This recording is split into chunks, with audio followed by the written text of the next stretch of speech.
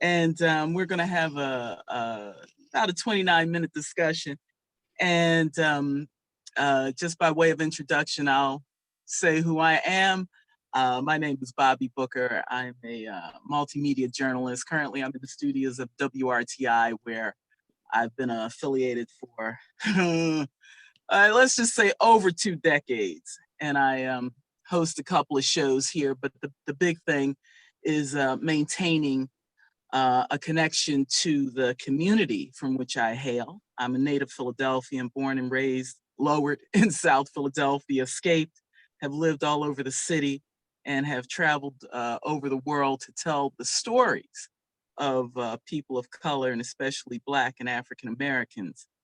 And joining me is a person that I was so fortunate to meet in the course of my duties as a journalist.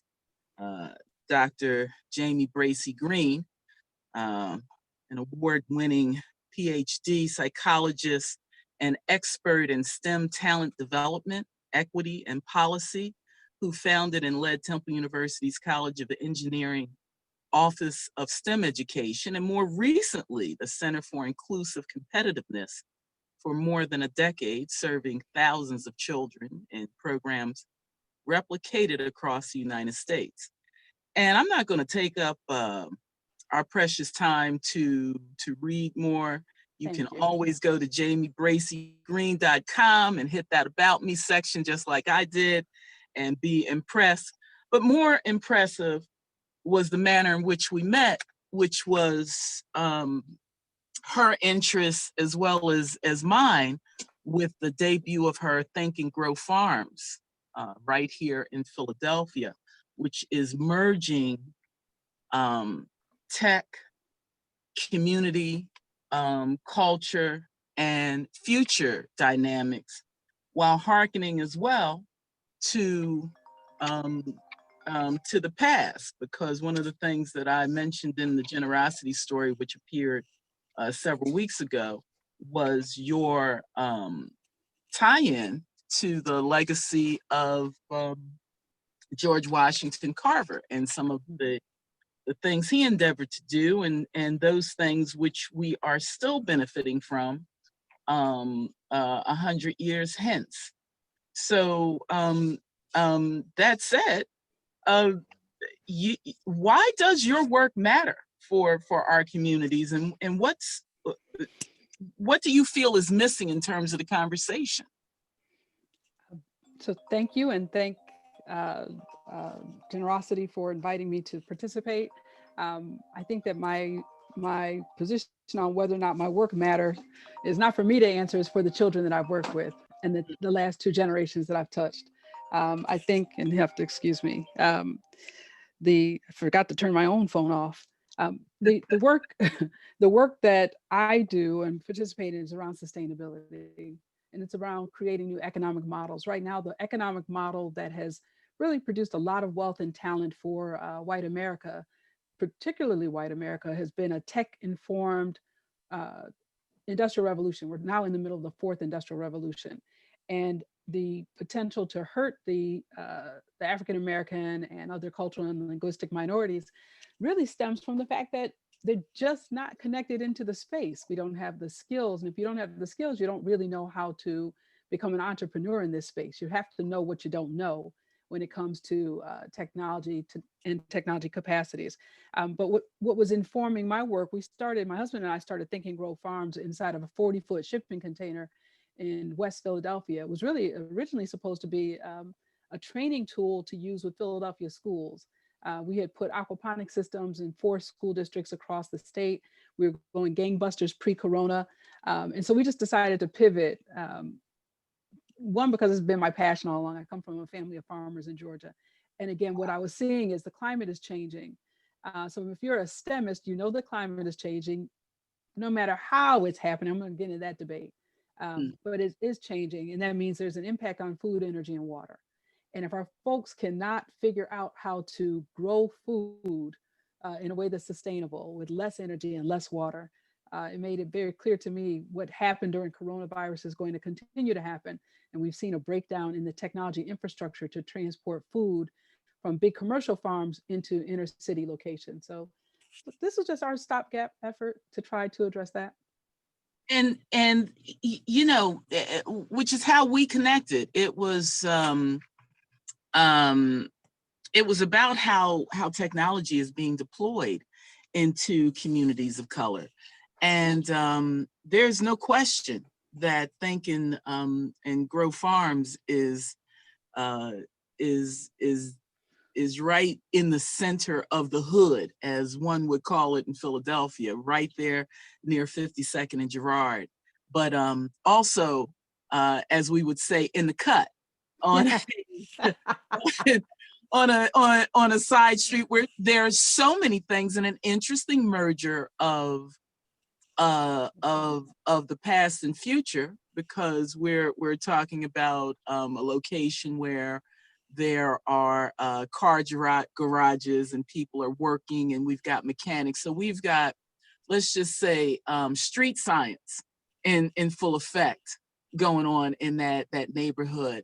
But your project now opens the door for a whole nother level of possibilities. That's true. And beyond just the farm, how do you see 21st century tech embracing communities of color and bringing them along for the ride into the future?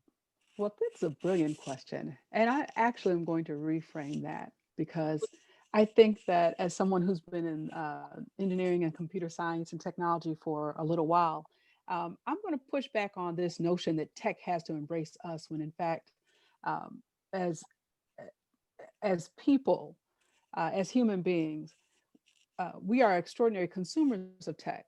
But the narrative has become that tech is the driver and that we are along for the ride, when that's not exactly the case. Um, Think and Grow Farms is exactly what it was designed to be, a place to teach people how to think and how to grow, both raw materials, biomass, as well as other resources for producing additional products. So the technology that we use is a technology that is based on, um, we use traditional technologies, things as simple as PVC pipes. We use aquaculture and hydroponic technology.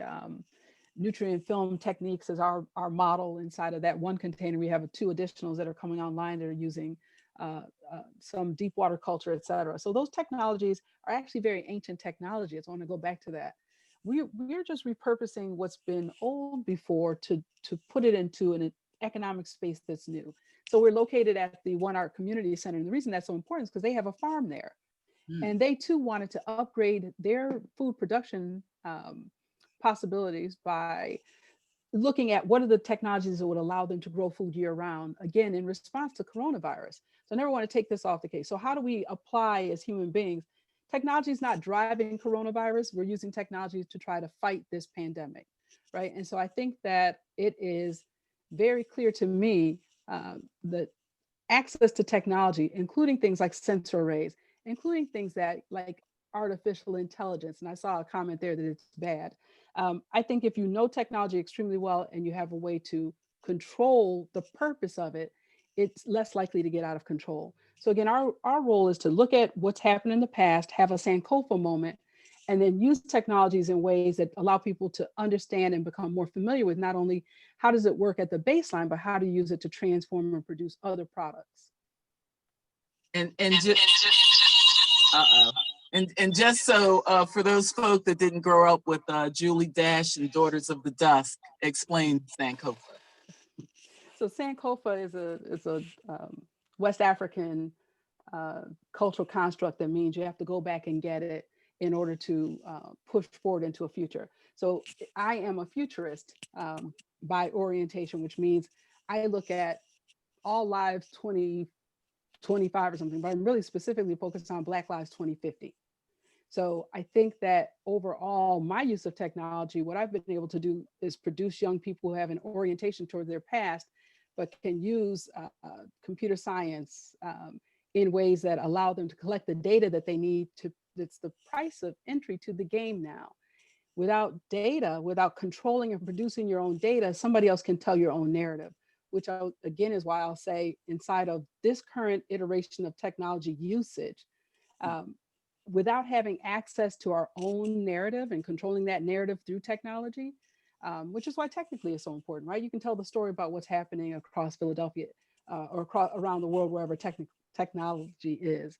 So I think it's extremely important to know that there's a cultural way to interpret technology the same way we've done in the past, the same way we can do it in the future. You know, I was, I gotta get rid of feedback over here. I was delighted when I saw the farms, and you know, I was working on an even bigger story, which talked about just a number of projects that are happening in our community, and we see there's some visible things that we see even from the from car sharing and bike sharing and all kinds of deliveries and all kinds of things that are happening that are more part of our mix now because of the pandemic. But what would you consider to be the bright lights, the tools that are are are helping our community that are basically overlooked in terms of the conversation? I think again, you asked such great questions, Bobby. And this is some of this is my perspective. Obviously, some of it's been informed by the success that we've had working with thousands of children and young people. So I say that the first resource, and I don't even like to call people resources, but the first asset that we have is this current generation. I'm extremely excited about their familiarity with and their desire to produce using technology in very interesting ways. So um, one of the young people that we worked with designed an app. And if you guys remember, you know how we used to put together the little thing and you know when you do it, the four corners, and if it comes out the right way, you and I are going to be boyfriend and girlfriend. So Yeah, you remember? So he yeah. translated that to an app because he wanted to learn how to code so he could convince a girl to do this app to be his girlfriend. Now, that was when he was in the 10th grade. We taught him how to do that. By the time it was all said and done, this young man had 1,000 downloads of that app at $1 each and was on his third girlfriend. Oh, So I want you to be very clear. There's no such thing as neutrality, right? When you're talking about whether or not some people get access to technologies like basic programming. Programming should be the second language. Then you can choose another uh, lingual language. But I think that the young people and their energy and what we've seen, especially in this last 8 months of disruption, their energy is powerful and can be applied in ways that get to sustainability. Now, let's talk about sustainability because I think that's the most important piece that I want to leave behind with everybody who's listening. The climate is changing. Um, we're pulling down data from NOAA, which oversees the oceans. We're pulling down data from NASA. We're pulling down data from the EDA, the EPA. We're pulling down data from all over the place, and we're aggregating it to give projections about what's happening with the climate and what's it going to do to food, energy, and water. Some of those platforms are informed by um, the types of programming platforms that some of us are nervous about. But I will say this, if you're talking about a new economy that engages more people of color, and we stop talking about us from a victimization standpoint and talk about us from an aggressive standpoint, technology has the ability for us, gives us the ability to create circular economies. hmm. Circular economies are informed by technologies that allow us to design waste from the beginning out of the economic model that we're looking at. So what that looks like in an urban agriculture arena that we're in right now. And we just had a big conversation with the city of Philadelphia. We're talking all over the Commonwealth about this. So circular economy says there's a way for us to start these urban pod farms in distressed communities to deal with what everybody knows is access to quality food. All right. So, but access to quality food and distribution and logistics are one thing. We also have extraordinary resources here in terms of technology. Thomas Jefferson University has the biomaterials processing lab, right? Where you can actually go in, whether you want to do advanced R&D with some students, or you want to take your biomaterial, the vegetables that you produce or the specialty crops you produce, and go over to one of the kitchens, either Phil Abundance kitchen in the north or Enterprise Center's kitchen, big commercial kitchens in the west, and you want to make products out of it, right? Value add products. Whatever we do, we have to think in advance around sustainability and how technology supports sustainability. How do you grow more food indoors year round with less energy usage? Is that solar? Is it using a variation on sequestered carbon from, industrial hemp waste that we reprocessed into something else? So you have to have a handle on the technology to understand how it gives you the data and how you apply that data to new opportunities to build economic growth in the communities we're talking about. Having a handle on it is one thing, but that sort of brings me back around to some of the things you revealed to me when we first spoke, which was that a lot of the technology that you are utilizing for your project was developed in the cannabis, Absolutely. on the cannabis farm side of things. And of course, when we speak about cannabis business options here in America, it's a very white view. Absolutely. So I say that to circle back. Here we are, two Black women having this conversation about technology in our communities. Yes. But where are we beyond this that we're sharing right now? And how can, I know a big part of what you're doing in terms of advocating and teaching youth is to develop that talent that will be a part of this. But I know you're thinking 2050, but let's just say 2025. Absolutely. Where are those voices now, and how can they impact what needs to be done for the right now beyond you? Mm-hmm. And Oh, I'm absolutely. having this conversation. So again, we should have retitled this in a lot of ways. I think this is the beginning of a love fest going on here. Take me out of it. What has happened in Philadelphia is that we know that historically less than 6% of businesses are Black owned, right? In Philadelphia, 80+% according to Pew are white owned. This is in the city where you have 47% African Americans, et cetera. It really, to me, the issue is not that you have to have 47% Black businesses, right? Just because we have 40% of the population. What is happening is that there are business development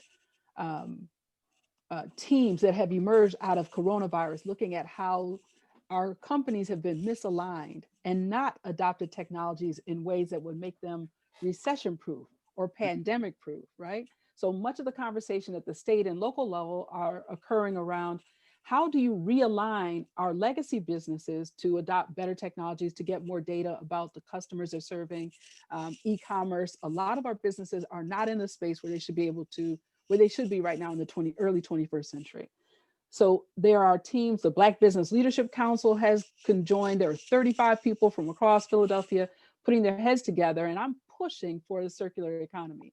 Because if you can figure out ways to create new business growth and new jobs with people who normally would be consuming the stuff that you're producing, then we're going on somewhere. At the state level, Secretary Carrie Kirkland out of central Pennsylvania put together this statewide initiative to clean public transportation using Black janitorial firms across Pennsylvania, to clean SEPTA, to clean PATCO, to clean what's in Allegheny. And they trained all of these. First, they had to get priority access to the technology to go in, and with some engineering firms that were doing our due diligence to make sure that we are actually eroding coronavirus on these surfaces. And so we've saved how many businesses and grown businesses around using technology to clean up coronavirus across the Commonwealth. So that's a huge project that's going on that I want people to understand.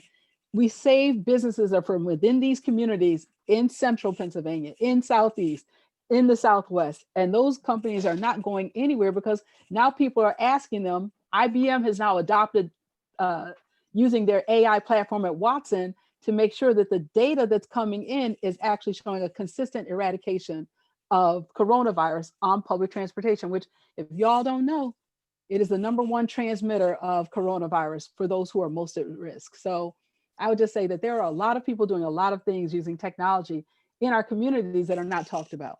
But we're talking about it. So I think we're doing something. Hey, that's the reason I wanted to open up that window to just share, because you know it I too, like you, would like to, let's just say, change the focus of this conversation so that it doesn't appear that folk of color are are on the recipient need end of things. When it's come to technology of all levels, I have grown up in neighborhoods where I thought some of the most fantastic scientists were probably little old ladies who figured out ways to make something out of nothing. Exactly. You know, and Exactly. you know that's that's what I'm looking at, the big picture, and how we can all be a part of this messaging where this unfortunate uh, cultural divide of sorts still exists Yeah. in this dialogue. Well, Now, I know you just like me and probably several other people on this call have interrupted our Zoom lives to partake in this portion of our Zoom live. So that said, I know you're going to have to depart in about 7 minutes. Um, so you know, as a kind of wrap up question, here we are. We're about to bid adieu to 2020. Um, our world, as we know it, has shifted, been altered. What we thought life was going to be a year ago is not what it is now. right. And I know you don't have a crystal ball, but if you can envision um, the next year or out to, I think, in 5 year terms. So let's say out to 2025. What's what are the highlights? What do you think we need to stay attuned to? Well, I'm going to address a couple of the chats that I see in answering that question. So Sabrina, to your point, futurism can absolutely be retro. What we are doing with introducing circular economy models, and again, it's not a norm, it's a European model, but it's actually aligned mostly with indigenous cultures, that you make a way out of something that you didn't have before. So I'm just saying, I'm not saying cultural appropriation, but I am saying that we finally have both. We have this dovetailing that's going on where our future is going to depend on our ability to reuse what the planet is giving us, because some of this is finite. Right. So I think futurism is absolutely retro and it's absolutely sexy, and we should all be around circular economy. Y'all hear more about that from me going into the future.